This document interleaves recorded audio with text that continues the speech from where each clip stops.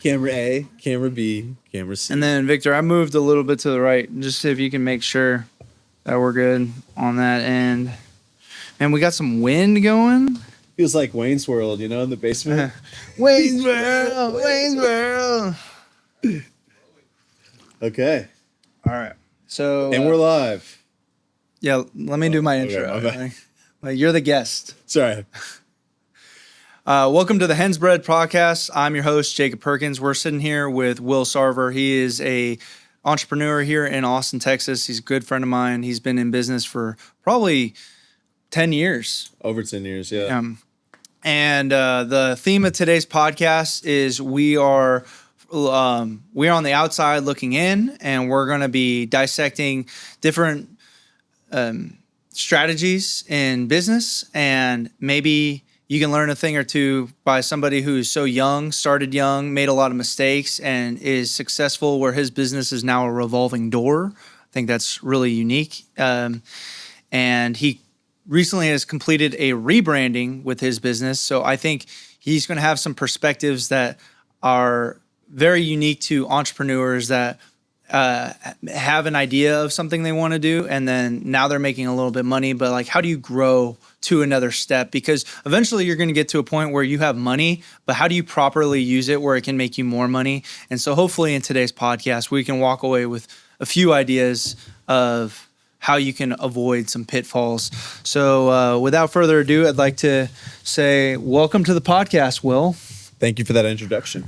Yeah, I think something you just touched on, you said like kind of reinvesting into the company and not just being, in this rebrand process for the longest time, I guess I didn't really take the company as serious as I could have in terms of getting it started. I mean, I didn't really have a plan. I didn't even write a business plan.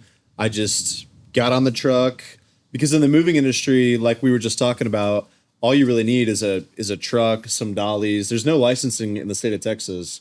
Really low barrier to entry. You don't need a lot of equipment. The truck you can get from U-Haul. The dollies you can just buy from Home Depot. I mean, I just started moving my friends and college kids like that. So that's how I got into it. That's how it started. And, it's not really till you start listening to the right podcasts, reading the right books, getting in the right rooms with the right people is a big one that you start to learn, okay, there's something, I need a better brand than I don't know which camera, maybe that one can zoom in. That's you. That one. Okay. Yeah. Yeah. Sorry. Cameraman for camera 3. To zoom in on that.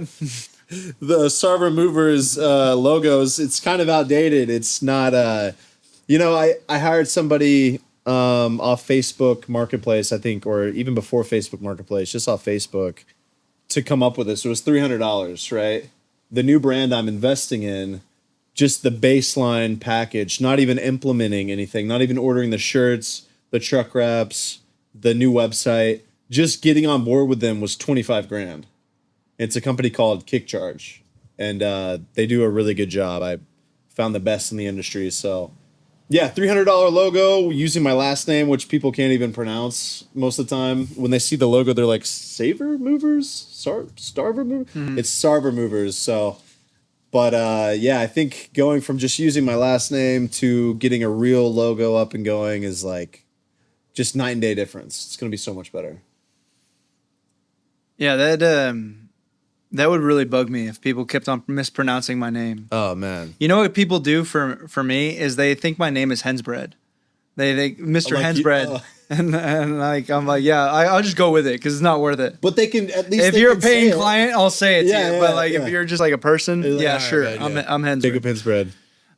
Do me a favor. Can you point this towards your mouth? Oh, yeah, like sure. if you move it, there you go. That way it's not. There you go. Cool. Should be good. But yeah, I can see how that, because customers would call and they'd be like, Saver Movers, and I like if you think about it, right? If that person, you could have gone with Saver Movers and see, but I feel like that kind of attracts the wrong clientele. Because in the very beginning we had really low hourly rates, and who does that attract? And I want to move everybody. It's not, it's fine, but who does that attract? It attracts the people that really probably don't have the money and they should probably be asking their friends, or, we were at $75 an hour. We had a lot of people end up at the end of the move be like, look, I got $150, 75 an hour, the 2 hours, but it was a 5-hour move. The people weren't packed. A lot of things can happen. And it's like, well, you owe me $300. And they're like, I got 150. And it's like, okay, well, what can you really do? So in the beginning, our marketing was such that we kind of projected almost in line with saver movers. We projected, hey, we're low cost, we're affordable. We would use a lot of those buzzwords, and that would attract people that really didn't have the money for your service. And that was tough, man, because, I do 5 hours of work with me and the guy, 2 guys helping me, and the customer only has $300. Well, I got to rent the truck. That's $120. I got to pay them $18 to $20 an hour for 5 hours. I can't do the math right now, but I'm in the red. Yeah. You know what I mean? Yeah. Like, and then it's like, why am I doing this? I worked my ass off. I can't even pay myself. I can't even pay my employees. So yeah, you don't want to go, in my opinion, you don't really want to market to the affordable, low price, discount, all those buzzwords. I changed away from those and then to like focus on premium and quality, and that's a game changer for us. Really? Yeah, definitely. Because the people in the beginning, like, I mean, come on, when you're servicing jobs, it's like you want to get paid for your work at the end. Like, moving's not easy. If I'm moving a grand piano up 2 flights of stairs, I don't want the person at the end to be like, yeah, we can't pay you. It's like, but why did I do all this stuff for you? Yeah. So making sure that you provide the value too to back up your claim of being premium is also important too. Mm-hmm. The other half of that is like, okay, if I'm gonna say that I'm a premium service, I have to make sure that I'm providing premium service to charge premium prices. There has to be a match there. You know what I mean? Yeah. So none of this is scripted, and I do like talking about the word affordable because what comes to my mind is like affordable is such a relative term. So in the moving industry, affordable, you might see a sign that says two movers, $99. Mm-hmm. So I don't see people saying 2 movers, $300. So I would think 99 is affordable. And for me, I like affordable because in my eyes, compared to the competition, I am affordable, and but affordable is totally different compared across industries. So maybe I think premium and quality. I do use quality, but premium is a nice touch. My bad. I actually don't. Maybe I said that wrong. I don't say the word premium, but I just want to like convey to the customer that we're not like fly-by-night movers, because I don't know how it is in your industry, but in our industry, like I said, man, like anyone with a truck and a dolly can call themselves a mover. Yeah. But they might not be pad wrapping everything appropriately. Same with a videographer. Like a videographer might be like, I can film, but then like, are you getting the audio too? Right. That's another part of the equation. So that's why a lot of people will run ads in Austin for videographer Austin. I actually try to stay away from that word. Like I'll throw it up on my Google posts, but I really bring home video production. This might be relevant to what we're talking about, but about maybe a year and a half ago, I was running yard signs, just saying like videographer and put my number. It was very ghetto. Like think of like rain gutter people or like tree trimmers. Just Sharpie on the white canvas. It was very boots on the ground, and I put it up, and I noticed when I went from videographer, that's how I started. I put videographer, and I'd have people that were like, I'll pay you $300. And then I put video production, and I had an inquiry for $1,500. And so it is about how you say it. That one keyword change. But I was getting less calls. Okay. But like I was okay with that because I was putting it to everyone. And dude, you hit it on the nose. Less calls, but more of the right call. Yeah. Right?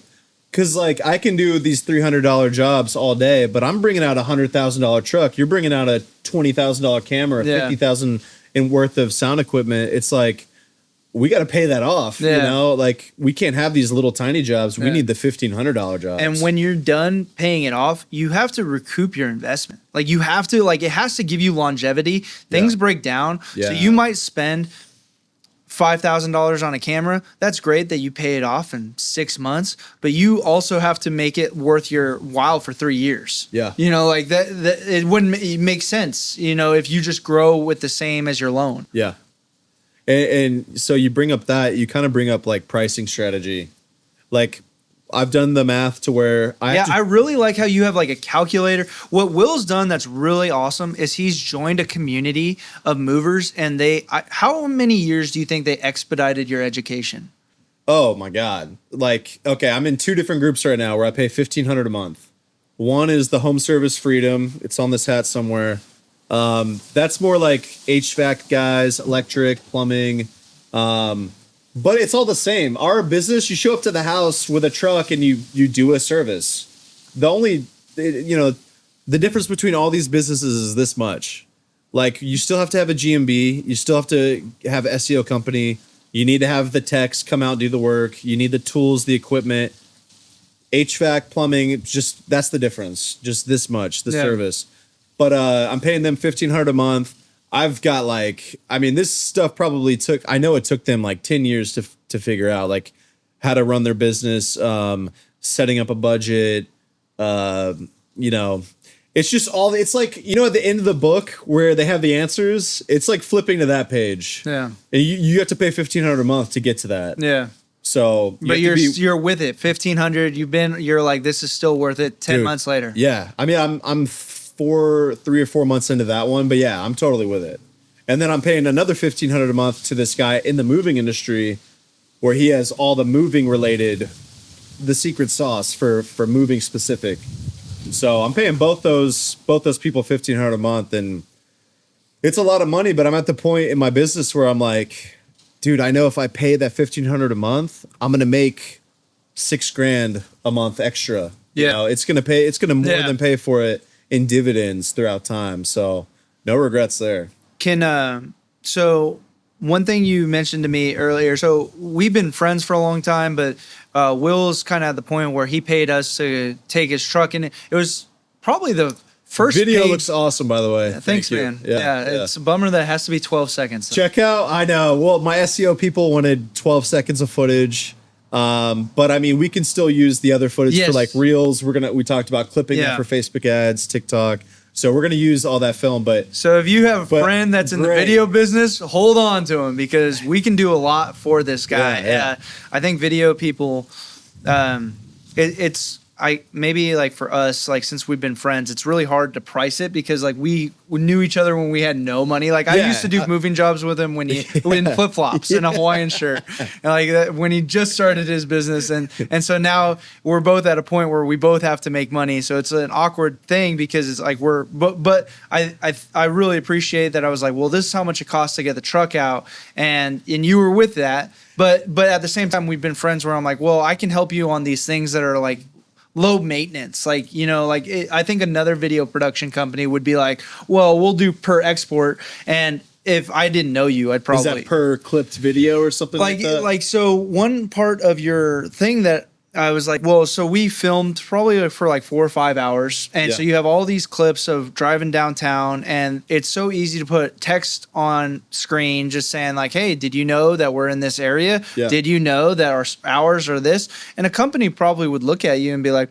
okay, well, we want 150 per one of these Facebook ads. And so you're doing 10 of them. They might take 3 hours tops to do all 10 of them, right? You just put the text in, you format it and send it off. And because we're friends, I'm like, well, I mean, that's easy, I guess my point is if you have somebody that does media in any capacity, like photo or video, those are really good people to have. But you got to take care of them too. You can't take advantage of your friends too, right? No. I'm like, I said, just let me know how much it costs. Yeah. And that's not easy for me to fork over the money in the wintertime. It's a seasonal business.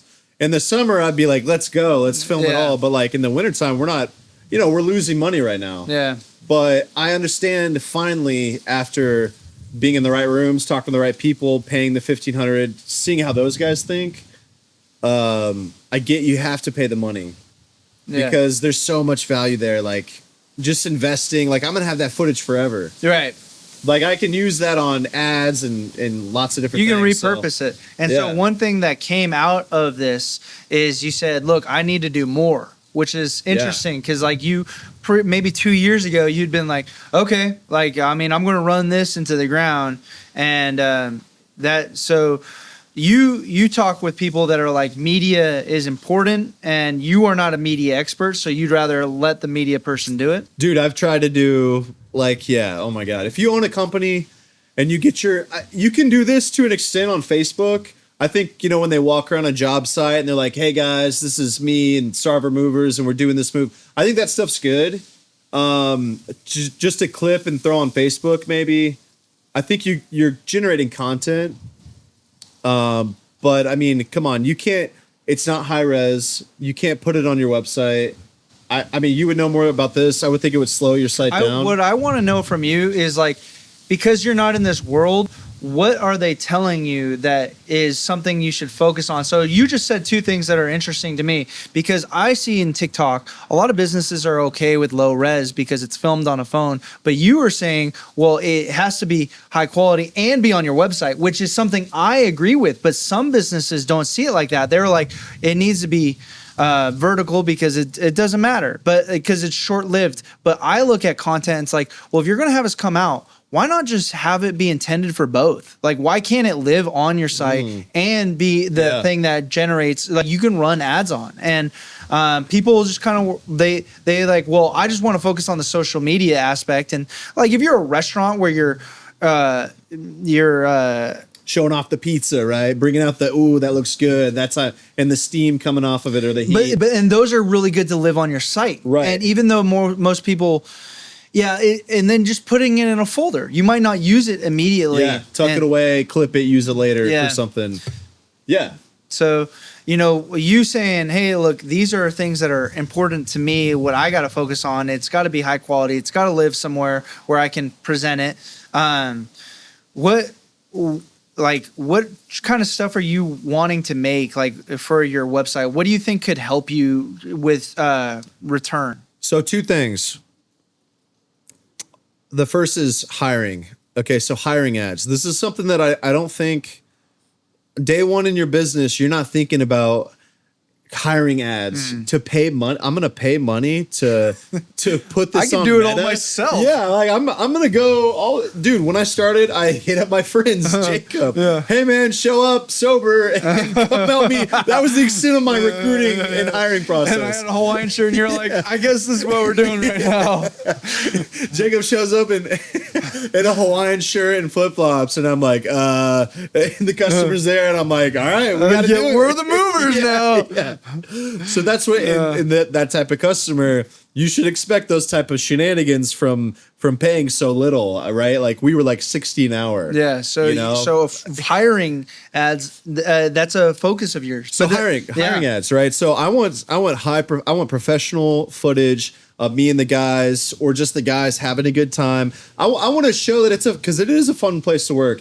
If you don't want to sit on your ass in an office, and you're like 25 to 35, or even younger, a little younger than 25, come work at a moving company. Or let's say you're in between jobs. Like it's a perfect thing to be like, dude, because if let's say you had an office job and you're like, dude, I don't know what to do. Moving's always going to exist. Dude, it could be a career too. It's not just like we have guys that are older that are moving into an office role that but to your point, for guys on the truck day in and day out in the heat of the summer, if you're a young dude, you're here for the summer, come work for us. Like we have a good time. We joke around, we make good money. So regarding hiring ads though, you like, so initially you would hire somebody and they probably didn't grasp the job. So when you say you want hiring ads, what text is on there? Who are you trying to attract, like ideally for a long term? Like upbeat people who are ready to have fun. They want to make money for the summertime. We want people that are going places. Maybe they have dreams of paying for their school. Maybe they're in school right now and they just need something to do for the summertime. We want someone who wants to start their own business someday. Someone who, I just want to attract good people that are willing to work hard, man. That's like after hiring, I've probably And how hard is that to find? Super hard. Like on Indeed, it ain't yeah, you go on Indeed and it's like, Tell me what you see because you have to interview so many people. Who is the majority of the people that apply besides like, like, hey, what is their personality look so like? I've heard that the Indeed, I've heard this, and when I heard this, it kind of struck a chord with me. Like, Indeed is, well, okay, I've gone on Indeed myself to get a job too. But there's this guy, this influencer, his name's Tommy Mello. He talks about how Indeed is like the unemployment line, right? Like if you're on Indeed, you're unemployed. You want to find people that currently have jobs, but they're looking for something better. Good. Okay. So that's real recruitment. And once I heard that, I was like, oh, that's so true. Like a lot of the guys that apply to us on Indeed, I see the same You names. want to put out ads on Facebook, like looking for a new job. Yeah. So the people that are scrolling, you're attracting them, and they might already be employed. Right. So you're tagging like employed people. That's brilliant. Dude, and the data shows Sunday night is the best time to do that. Because what are you doing? You're about to go to your job. Yeah, they Monday say for posts on Sundays for LinkedIn. Really? Yes, because people are preparing for Monday. There you go. They're preparing. That's for what Monday. I do. They're hanging out. They're like, okay, I need to find, like, oh man, Monday's tomorrow. I'm scrolling on my phone. I don't want to go back to work. Like, oh, what's this? Boxer Buddies Movers. Okay, yeah, they look like they're having a good time. Let me hit them up, and then you kind of nurture that relationship. You don't necessarily like, I think you kind of just start the talk with them, and you nurture them, message them, build a relationship. So over time, when they eventually do want to leave, then you get that A player from another company. You're not like stealing anybody from another company or another business. You just get in touch with them. And then when they decide I want a better opportunity, they're going to come work for Boxer Buddies. Right. That's how it's supposed to play out. And Victor is behind the cameras today, and he might not know it, but Will is a huge influence of why I try to pay you as much as I do, because he pointed out to me that a lot of people in the moving industry they could pay a base rate, but it's about appreciating your employees. And I think that's something I really respect out of you, is like you look for opportunities where By the way, Victor, great answer. I said, how much for the half day? He goes, how much you got? Love it. Yeah. I mean, yeah. So could you maybe talk about, like, since we're talking about bringing on people, like, how much do you value your employees? Oh, I mean, they're everything. Without the employee, that's the face of your company. I mean, if you don't pay your people right, they're going to leave. If you don't treat your people right, well, I mean, we've all had that boss who's a total asshole. I mean, can I cuss on this? I just did. I'll try not to. Wait, do it again. Asshole. Do it again. We got to. Total asshole. Yeah. So we've all had that guy. Oh, sorry. I thought you were going to do it again. No. We've all worked for that guy who's like, you don't want to work for. And like, I mean, come on, man. That just makes, I mean, no one wants to work for that guy. And it makes your company harder. Things aren't going to run smoothly, so you have to protect your employees, and you have to, and it's the right thing to do. I mean, like, why create a work environment that's stressful? I mean, moving's tough enough, man. Like, let's go have fun out there. You know what I mean? Let's have a fun workplace environment to, kind of breed that culture of like, hey, it's a workout. We're having a good time, and we're getting paid a lot of money. That's what I want to create, and that's what we did create at Boxer Buddies. So, just press the applause sound effect. So, beep. One thing that you have is you have an employee that's been with you for like 4+ years, right? He's going on 6. And he so crossed the 5-year threschhold. So how did you celebrate your employee? Dude, I hit him with a lot of cash. I hit him with a cash money. I said, thank you. I just told him, like, dude, you're the rock of our company, because he is. I kind of hurt my hip a little bit maybe a year ago, but before that, we were all playing basketball every day after work. I mean, we would hang out. I think company culture is super important. You want to have a fun place to work, but playing basketball with the guys is huge. I just wish I weren't so old now and hurt I got back problems, hip problem from jumping up and down on the concrete, playing basketball, wrestling, all that stuff, lifting, But yeah, I mean, celebrating them, dude, I try to celebrate everyone every day. I'm the guy who walks in, I'll hit them with 100 cash. If they get a review, they're doing a good job. I heard you say that before the podcast started. So you said bring it home. Yeah, I said, hey man, I call one of my drivers. He's in California right now. He's about to do an unload. I said, get the review, get the 5-star review, get a picture in it, and he gets reviews all day. He's like, hey man, I'm like, hey man, make sure you get the review. I'll hit you with 100 cash. He loves that. He's like, hell yeah. He told me he's going to a concert after the job. He's gonna have a good time. It's a little vacation for him. So that's besides the point. But yeah, just rewarding good behavior. Hey Victor, could you do that? Could you be like, give me a review and you get 100 cash? Dude, incentivize it. Dude. Yeah. See? There you go. And they will. All right. Man, when I used to we'll do that. If you wanna feel like you feel good about your job and you want to say that, then so for Victor, it's I like twofold. the picture though. You gotta get a picture. You gotta get a picture. What do you mean? Like the client has to take a picture? So what we do is we have the guys. These are the rules. We have the guys take a picture of them moving something, or like the smile, the thumbs up, or with the customer will take a picture of our trucks, and then we'll send them to the customer, and then we just say, hey, we get bonused off this. We make extra money. Sometimes a customer doesn't have money for a tip, or I don't know. That's brilliant. So instead of a tip, you can get us bonus. Yeah. Like I'd rather have the company. I'd rather me tip my guys out than my customer. Yeah, tip. The customers all tip the guys anyways, 50 to 100 typically on every job. That's what's up. Yeah, but we incentivize them with 100 cash per review. Wow. So have a photo. Now, if actually that's for long distance jobs. For local jobs, we'll do 30 to 50. If we're really trying to drive reviews. He had the 100 in his head. Yeah. How about we do it for the go first right 10? If you do the first 10, I'll do 100, and then we'll look at the local market.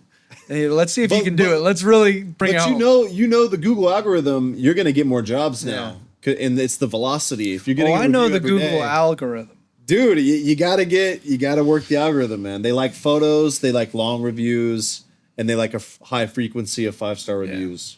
Because then Google goes, okay, a lot of big this asshole. Google goes, okay, we got a lot of this company. Hinsbread is driving a bunch of reviews. They got a lot of photos coming in. Let's send them more phone calls. When I first started my business, like I was. I don't know the right word, but my wife will say I was obsessed with like getting a review. Yeah. And I felt like that had a time and a place. Right now, I feel like I'm more focused on the customer experience.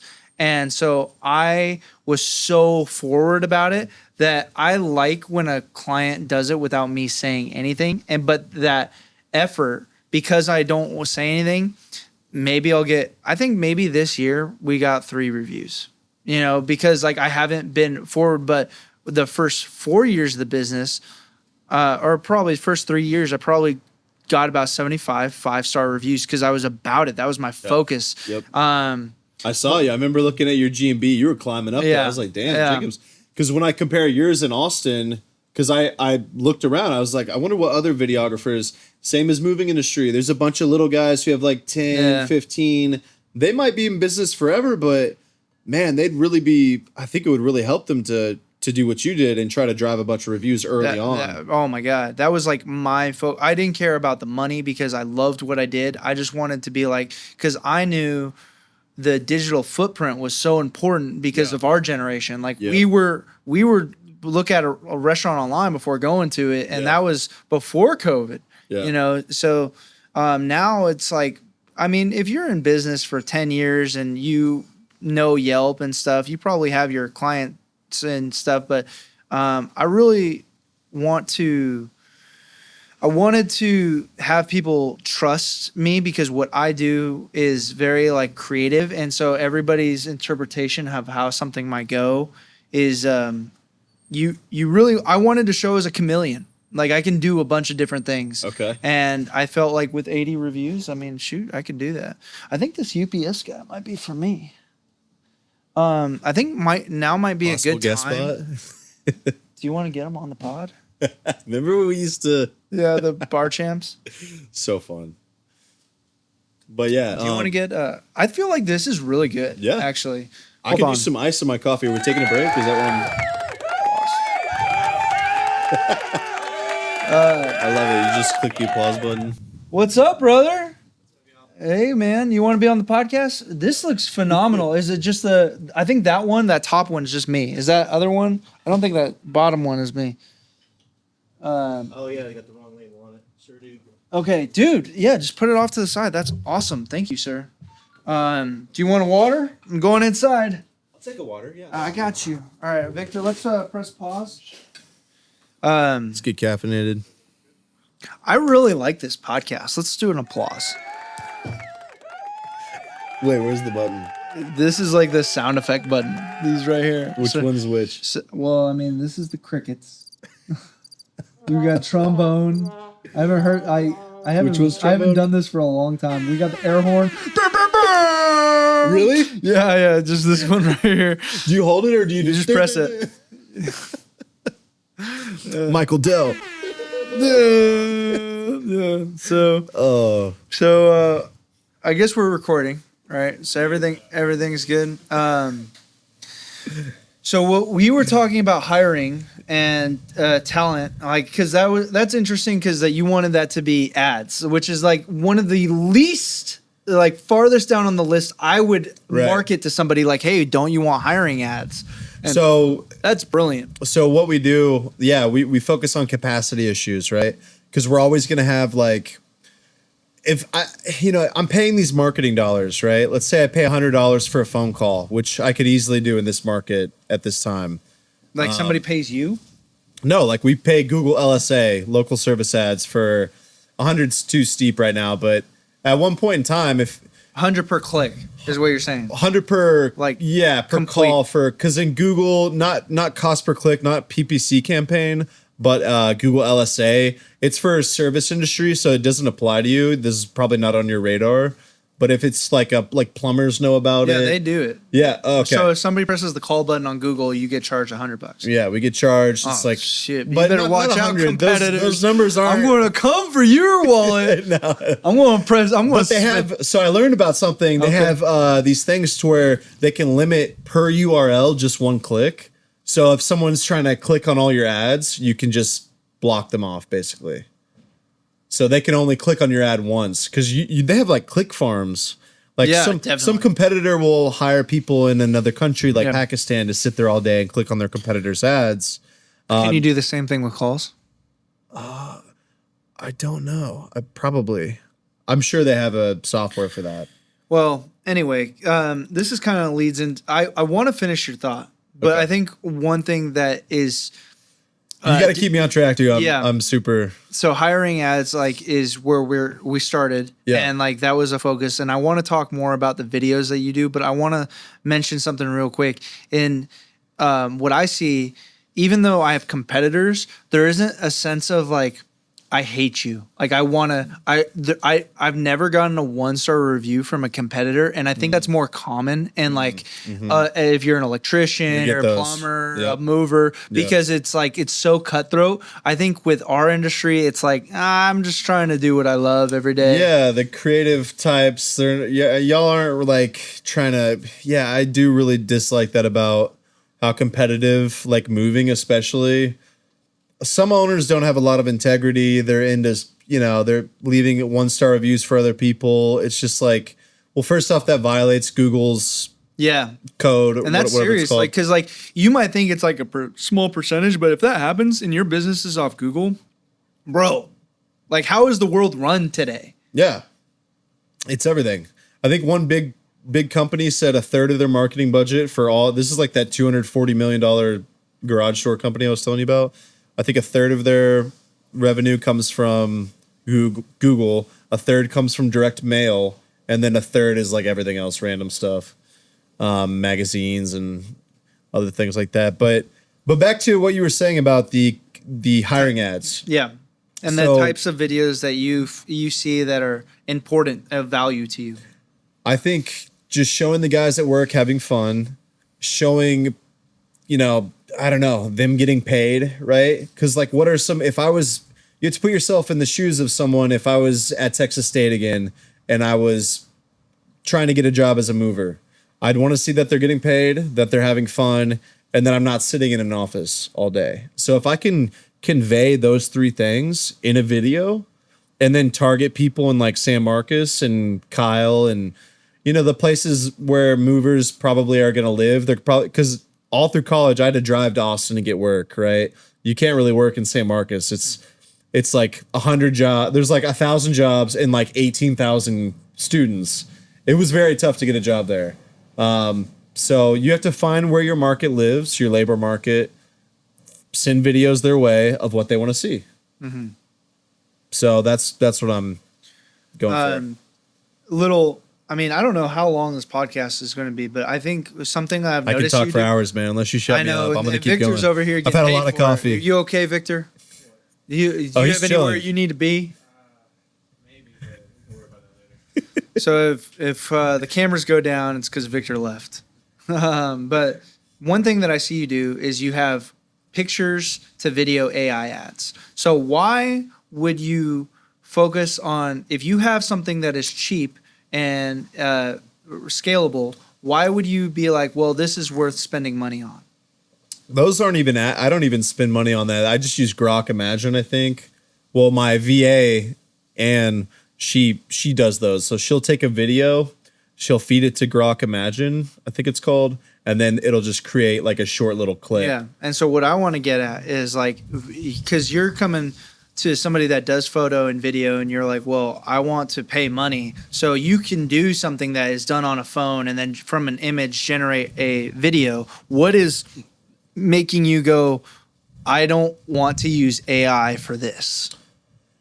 Yeah, I mean, look, I'm not even a video guy, so that's, you know, knowing that as an option, like I'm sure if I wanted to invest time into finding a cheaper avenue to create my hiring videos, I could do that. But for me, man, like at this point in my business, I want to pay other people to do as much as I can. I used to be like, oh, I'll take the calls, I'll run the jobs, I'll do the marketing, the accounting. When you start a business, you have to do all that stuff. Mm-hmm. But I'm finally at a point where I'm like, I'm going to hire movers to do the jobs. I've got multiple salespeople now that are going to go do the on-site appointments. They're going to take the calls.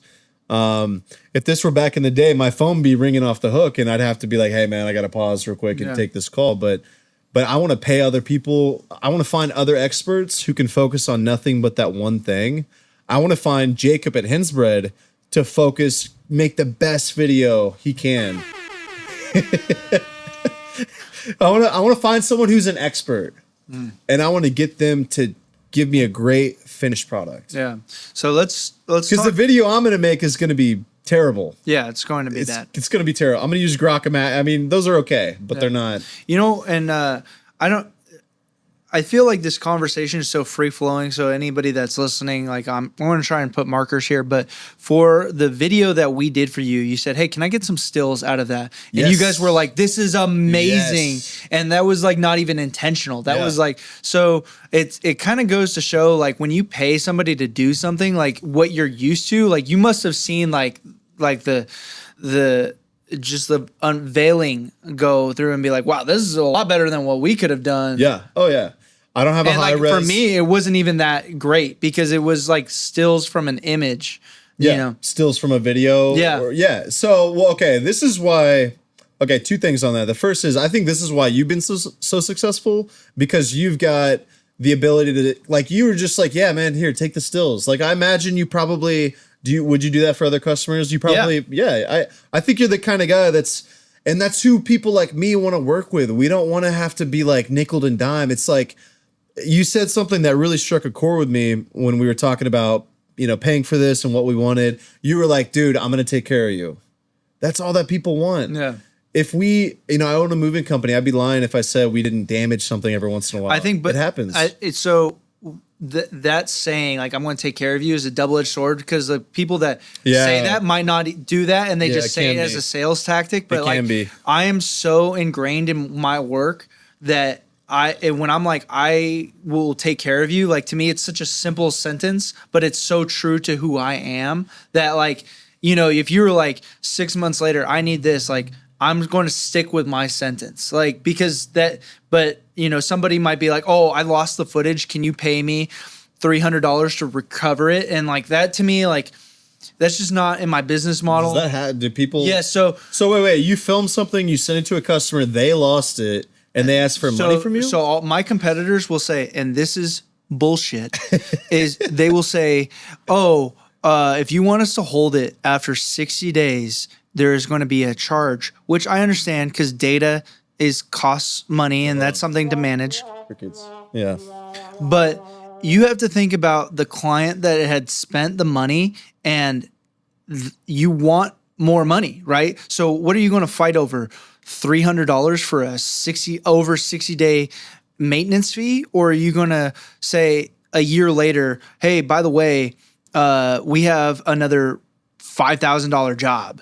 And I would rather take my chances on that because I want that smart and long term. But I will, if somebody says, by the way, because this happened this year, I had to shoot 2+ years ago. Hey, can I have this footage? I had it, mailed it on a hard drive, and I said, this is going to cost you money because I'm now having to go through files that are years old and I'm going to mail you a physical device. I think that's a difference. But I think holding on to footage, I don't think that should be a line item. I think that should be something that the customer should expect, like not expect because they obviously don't expect that with the competition, but it's something that like I respect out of them giving me their hard-earned money. I'm going to do my best to maintain the files for you. Yeah.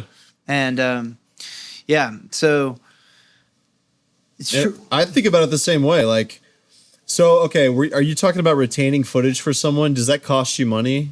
Think about you could upload it to the cloud, I guess, and have to pay for that storage. Right. Yeah, but then let's say if you put it on Google Drive, let's say you have a 30 gigabyte thing, then you have to download that. That takes time, and then you have to sort through it. And downloading stuff from Google Drive is terrible. So what I've done in the last year is hold on to physical drives, and that is harder and that's worse. But what I've done with my pricing this year is I've just been like, hey, I'm going to mail you out a drive after, like, let's say we do a full-on shoot, because then the footage is in 2 different places, and if my house burns down or their house burns down, and I do not want that to happen, it's just like you have to think about like these things.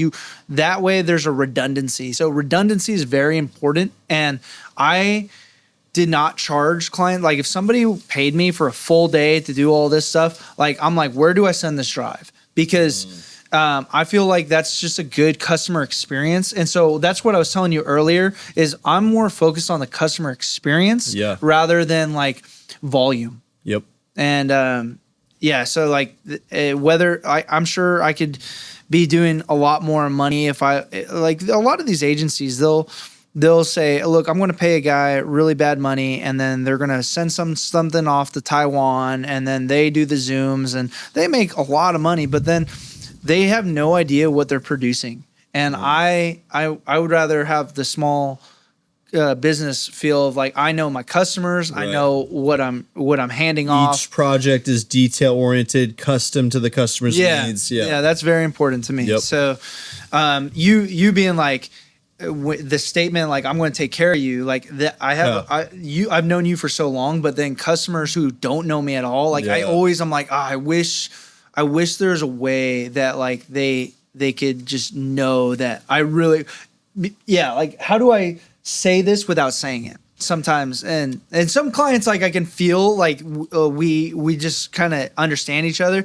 but there are a lot of customers who might be older or that just like they've maybe heard everything throughout their years, and that you just don't want to use that statement, but it is. Because like you mentioned, well, what did you mean by that? It's a double-edged sword. Because like when I heard that, it's like when I tell customers like, we're going to get your move taken care of, don't worry.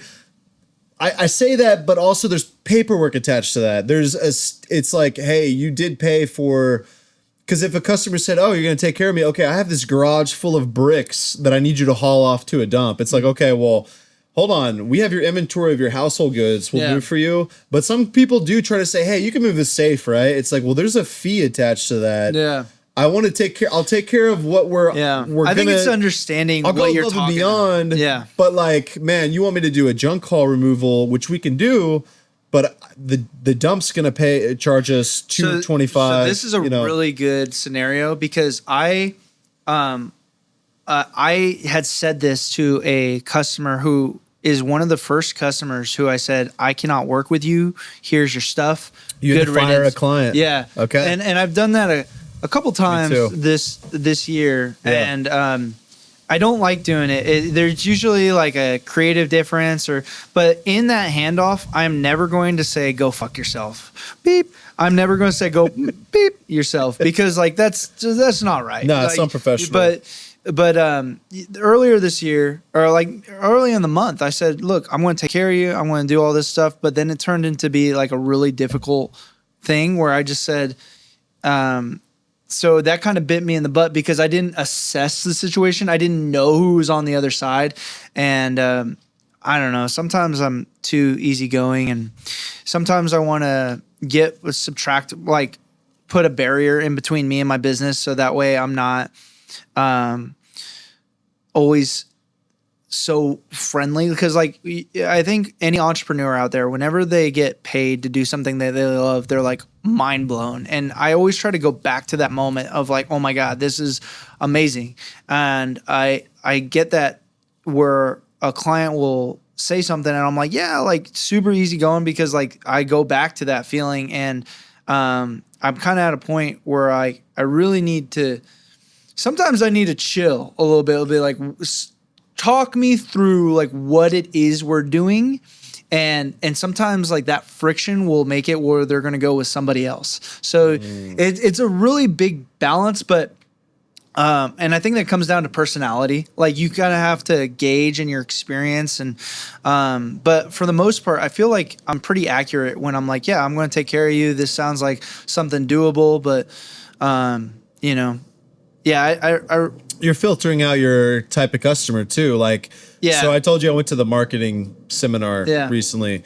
They talked about ICP, and it's not Insane Clown Posse. It's your individual. It's your individual customer profile. I think is if I remember correctly. Okay. It's definitely finding your customer profile or your customer avatar. It's like, and this guy went deep in there's something called Tapestry. He showed us a map of Austin and it was like 3 block segments, very granular, like who lives where in Austin. And he had 36 different customer profiles. It was crazy. I mean, this is like deep in the weeds. Yeah. It was like, okay, 78704 South Austin. There's a bunch of condos along South Lamar. Yeah. It's the majority of the people live there. I think they're called like Young and Restless. And that was and it had a whole description. This is a couple that lives together. They don't have kids. Wow, this guy's brilliant. They're up and coming. So then you can geofence Google ads into that area. You can like go granular and like be like, okay, I'm going to target this ad. I'm not going to show a older couple retiring in this area. That's not that area. It's the young, fun couple that wants to move and is on the go. So you can change your direct mail. You can change your Google ads and target it down to not just the zip, but the freaking 6 block area. What do you call a pattern? Called Tapestry, but it's owned by somebody. No, like what's the strategy called? Like, cause he had like a tapestry of like an area of Austin. Tapestry's Tapestry's just the name of the software. I think it's GIS is the company that makes it. Wait, Tapestry does it for you? Tapestry provides you the map. You have to pay like $3,000 a month or something crazy to access the map. Wow! But then once you pay for the software, dude, you can go okay, Westlake. This is the well-to-do family. They're making this much in income. Wow! This is how and then you can change your marketing to cater to that type of person. They're giving you the data in an easy to read format, and then you just plug it in on Facebook. Now, what you can also do is just go to the census.gov. I think I have it pulled up. You know what I'm talking about. Yeah. The government does the census every year. They go house to house. They answer questions. They have all the demographics on there. I think that's kind of the lower budget way to do it. Wow. But this Tapestry software, man, I think I want to pay for it. It's really expensive. I think it was $12,000 for the year. But then what's to stop you from downloading the data and then stopping 1 month? I mean, there's got to be. I think they had a month option. You could check it out. I might actually have it up on here. I don't want to get sidetracked, but But I think it was Jessica looked it up. I think she found it was like $3,000 for the month, and then maybe $12,000 for the year. But man, once you've got the money to drop on something like that, think about it. $12,000, that might sound scary, but if I can get targeted ads that are going to convert higher and drive more phone calls, $12,000 is nothing. You can make $100K off that easily in a year. Yeah. So this is a good segue into you spending money on your rebranding, because that's another scary purchase. Yeah. So I remember you telling me this back in February, that you were like, hey, I'm going to do this rebrand and it costs this amount of money. And I was like, I would never spend that amount of money. But you were like, dude, these guys are the best. Can you like drop our new logo on here, like on a, like right here? No. No? No. Ask the question again. Ask the question. Can you drop more? Can you drop our logo like right here on the? Can I get more ice in my coffee? No. Crickets. Yeah. But anyways, yeah. I mean, I just wanted to show people like the old logo versus the new logo, like the difference, because when you just said I wouldn't drop $25,000 on it, it's like. I think a lot of people would hear that and be like, yeah, that's so. I have a friend that I can think of right now who he told me, he's like, dude, what? He was like, I can create you a clip art thing right now. Pay me $25,000. And I was like, or using Photoshop. And I was like, dude, you don't understand. Like the company, the agency we hired, they're backed up by, marketing data. It's tried and true methods. They tell you about how for home services, it's something like 75 or 90% of home service decisions are made by the women in the household. So you want to market towards the women in the household. My old logo doesn't really do that. The new one does. It's friendly. It's, and people, when we show up to these jobs now, they're super happy that we're there. It's like a night and day difference. We're already kind of like, it's almost like being friends with them before you even get to the door. Whereas before we're just another moving company, but now people are like, "Oh, Boxer Buddies is here." It's like they're excited. You know what I mean? It's a completely different thing. So how much time have you spent with the new brand, like out in the field? Dude, we haven't even technically launched. It's December 20th as of right now, recording this. We're supposed to go live January 1st. Wow! But we have the trucks wrapped, and we're telling because people are hiring Starver movers, but then we send Boxer Buddies out to do the job. And people are like, what the fuck, what's going on? Who is this? And so we let them know ahead of time, like, hey, we're rebranding. It's a different company, same company, different brand. So the rebranding, I'm sure a lot of people have questions. What I'm going to ask you is you're taking Starver movers and then you're going to make the transition onto the first Boxer Buddies. How does that go from your website? Are you just going to forward them to the new URL? So that's like, how does your Google transition over? So yeah, I have 40. So under the rebrand, I have 46 items on Monday.com. I don't know if you heard of this. Yeah. It's like project management tool. So you should contact these people that you're talking about and be like, see if they're What affiliates. do you mean? Like you can contact Monday and be like, you can read off a thing and be like, for like an ad. Dude, pay for a coffee. So yeah, like Monday.com. We use them to track everything project related. So one of our and we have our boards, like a job board would be like an example is like our top 5. So this is how we run everything in our company. We have a list of top 5, and the number one thing is the rebrand. And there's 46 sub items under the rebrand. So there's a lot of shit to do. Trademark search and application, done. So we own our trademark for our new company. Business registration and licensing, done. Insurance policy updates, banking, uniform orders, still waiting on those. We got them ordered, but as you know, I'd be wearing it right now. But yeah, we have a lot of shit that comes into a rebrand that we have to.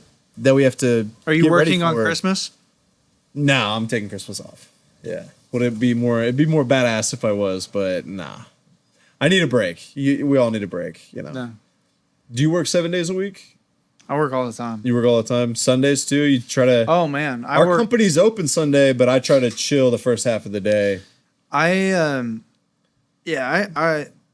I work 24/7. I like it, but this holiday is a little bit different because we have a 2-year-old. So, you know, usually man, that's a over the trip. years, Christmas would come and be like, look, we're just going to celebrate how we come. Now it's like important to me that we go out and do these things, and making time for you and your family. Yeah. So that's probably been the biggest transition this year. Is like I have a client right now that's probably like, you know, I want my stuff immediately. And in years past, like, sure, no problem. But it's like, look, man, like we're going to the Trail of Lights on Saturday. Like that's a no question kind of thing. And, you know, sometimes waking up early is what you have to do. But you know, there could be a fee for that to get it expedited. Because think about it, you'd have to pay someone like Victor to work on it. Yeah. It's like, well, if you want it quicker than whatever contracted due date is on there, we can get it to you, but it's gonna be an extra $1,000. You know, that's what I would do.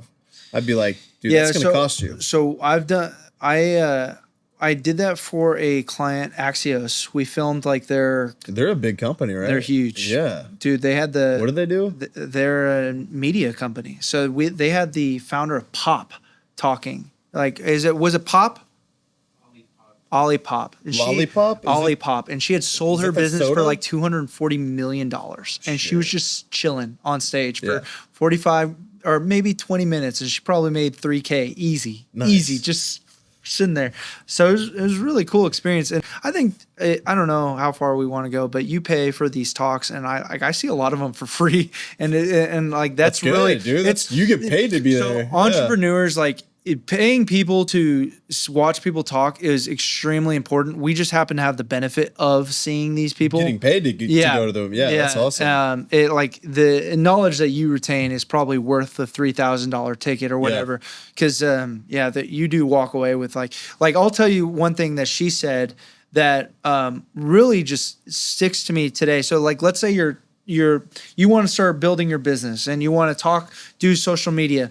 She said the way that I took TikTok is I would treat it like I was talking to my best friend on the other side. And that resonates so much with me because it's like, who am I talking to? How do I convey this message? Yeah, it's just a camera. And it's such a simple sentence, but that sentence is worth $240 million.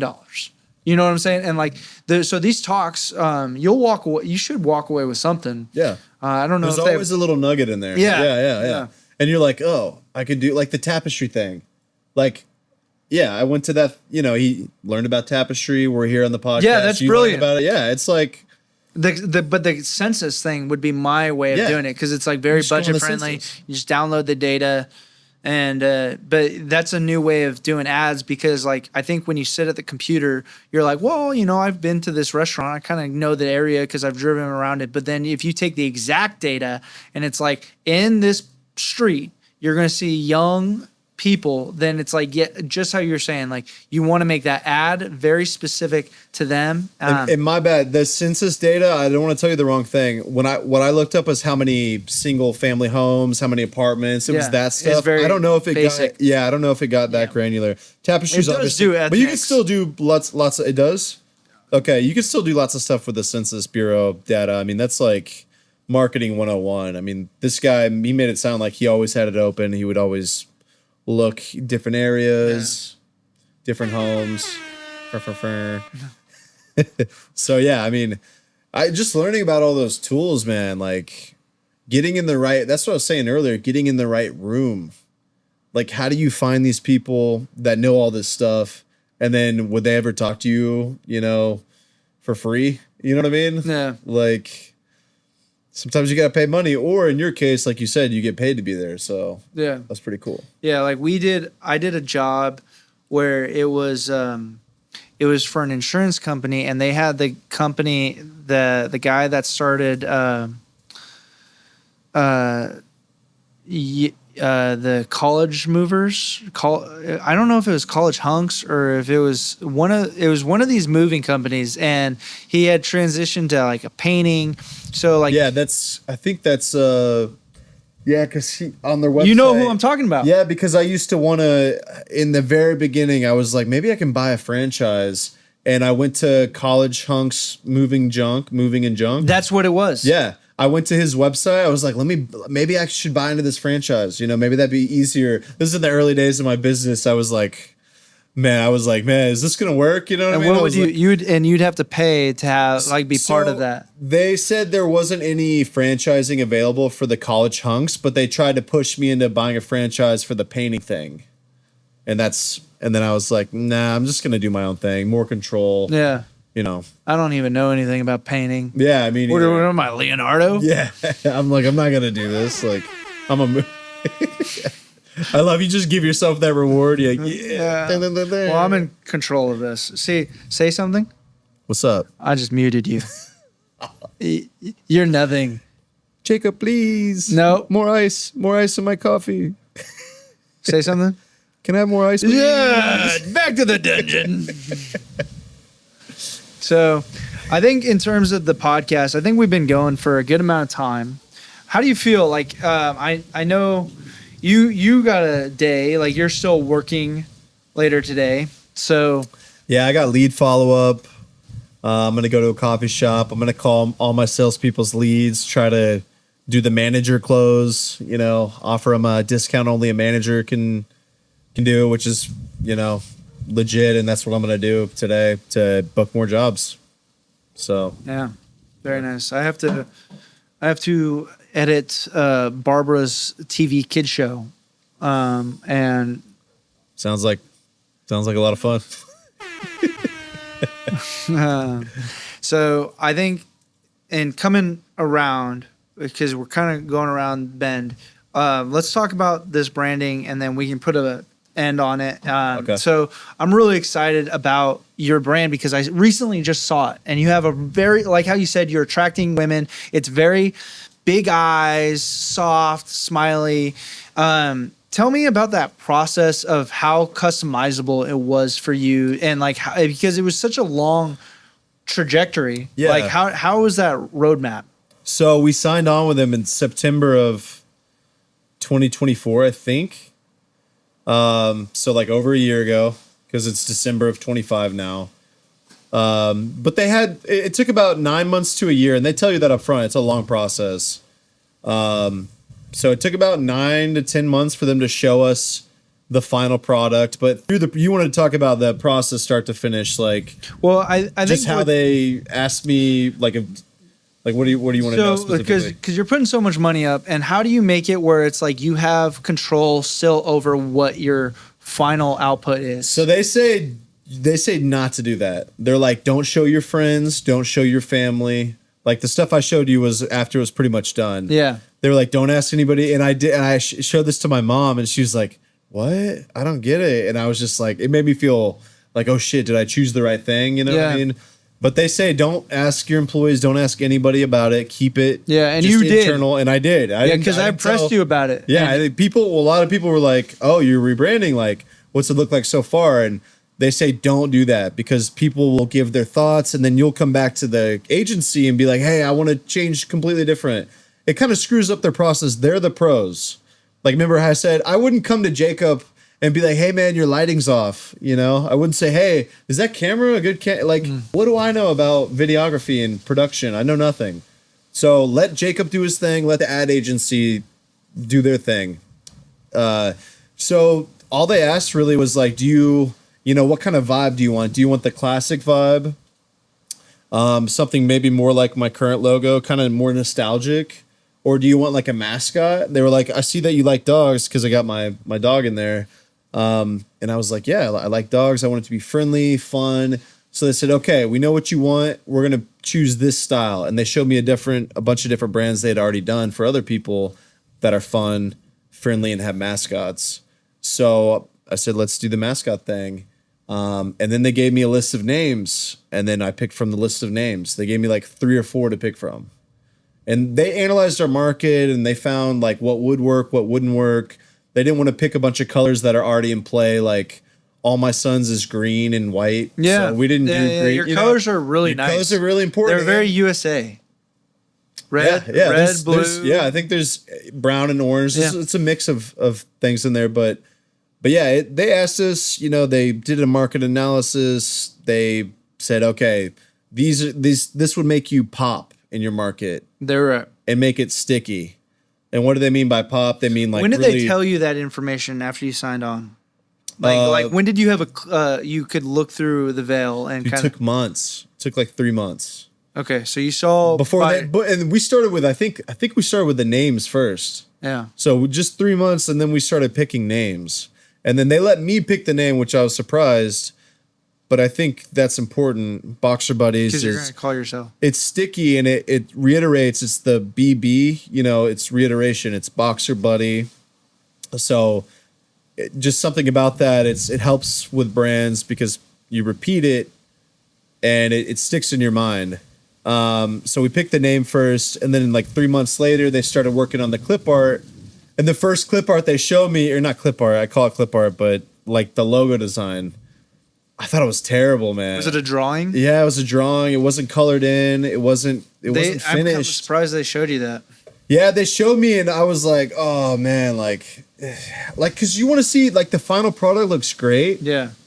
Did you press to see something, or did they say we just want to show you? Yeah, they were like, what do you think so far? And you would have preferred to have just seen the final product. Yeah, I wish they had just showed me the final thing. And that's what I try to do with editing. I want to get as close to what I think is complete. Yeah. And then you can provide your notes. Because the customer, me, is an amateur. Like, don't ask the amateur his thoughts. Like, what do I know about? Yeah. So they were like, okay, like, all right. And I asked them to change colors and some things, and then they were like, are you like? They basically reminded me like, hey, you shouldn't get in the way of our process.